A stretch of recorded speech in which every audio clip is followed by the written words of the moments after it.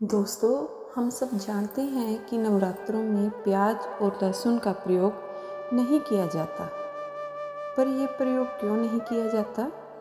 यह जानने के लिए आज इसके पीछे का क्या कारण है, क्या कहानी है, वो आज हम पढ़ते हैं।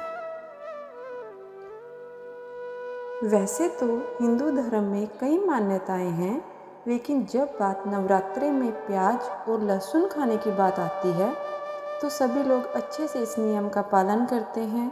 हिंदू पुराणों के मुताबिक पूजा पाठ या फिर किसी भी व्रत के दौरान लहसुन और प्याज का ना ही उपयोग करना चाहिए और ना ही उनसे बने भोजन का सेवन करना चाहिए।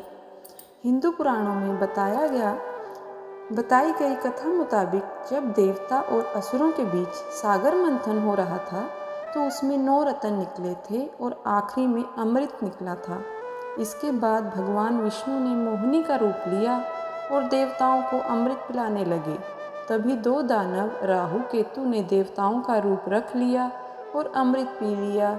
इसके बाद भगवान विष्णु ने सुदर्शन चक्र से उनका सिर अलग कर दिया। माना जाता है कि उनका सिर जब धड़ से अलग हुआ तो उनके खून की कुछ बूंदें ज़मीन पर गिर गई और उससे ही लहसुन प्याज की उत्पत्ति हुई। इसलिए ही प्याज और लहसुन से तीखी गंध आती है।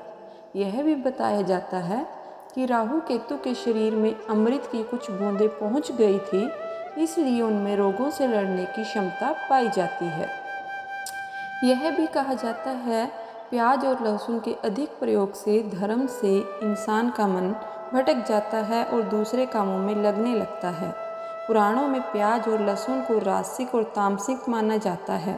कहा जाता है कि तामसिक और राजसिक गुण बढ़ने से इंसान की अज्ञानता बढ़ती है, इसलिए ही हमेशा से सात्विक भोजन करने की सलाह दी जाती है ताकि उनका मन धर्म में लगा रहे।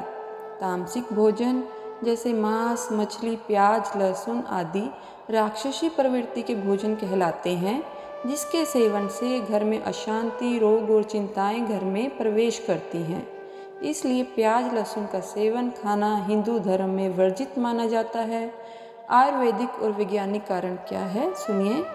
आयुर्वेदिक के अनुसार खाद्य पदार्थों को उनकी प्रकृति और खाने के बाद शरीर में होने वाली प्रतिक्रिया के आधार पर 3 श्रेणियों में बांटा जा सकता है, जैसे रासिक भोजन, तामसिक भोजन और सात्विक भोजन।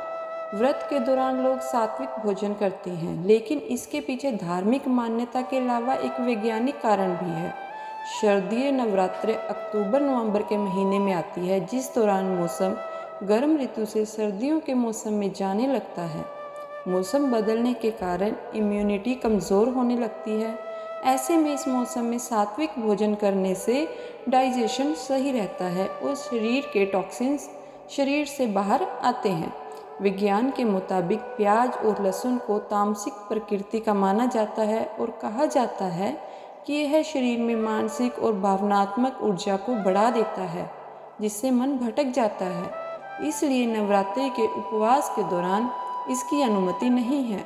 प्याज के साथ लहसुन को रजोगिनी के रूप में जाना जाता है, जिसका अर्थ है कि लहसुन को ऐसा पदार्थ माना गया है जिससे आपकी इच्छाएं और प्राथमिकता में अंतर करना मुश्किल हो जाता है।